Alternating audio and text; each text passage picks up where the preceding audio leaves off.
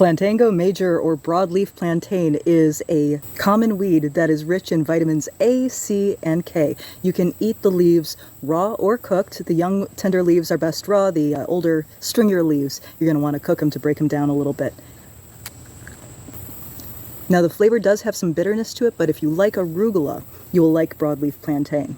This is a non-native naturalized species in the US, which means that while it was not originally from here, it does not outcompete any native plants in the ecosystem, and local wildlife does benefit from it. So you can take it or leave it. It is really common to find in compacted, poor soils, places like construction sites and driveways and roadsides. It has a lot of traditional medicinal use in herbal medicine, most commonly chewed up and used as a poultice for skin irritation, bug bites, poison ivy, sunburn, that kind of thing, to soothe the skin.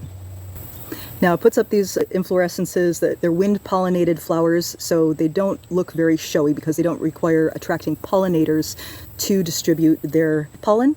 The seeds that form on these stalks can dangerously lower blood pressure, so I wouldn't recommend using or eating the seeds on the stalk, at least not without guidance from your doctor. But the leaves are perfectly safe and edible, and because they're so widespread, I'm a huge proponent of using this plant as a vegetable.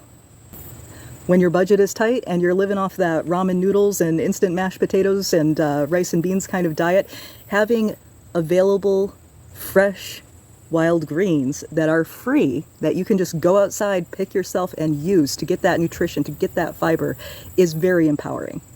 This plant is fairly easy to identify. It grows in a basal rosette, and the leaves get quite a bit larger than these ones I've got here. I just harvested a bunch of the young tender greens because I'm going to eat these just as is, but they form this sort of basal rosette. They put up those flowering stalks, and the leaves are wide and ridged. They've got these lines through them on both sides.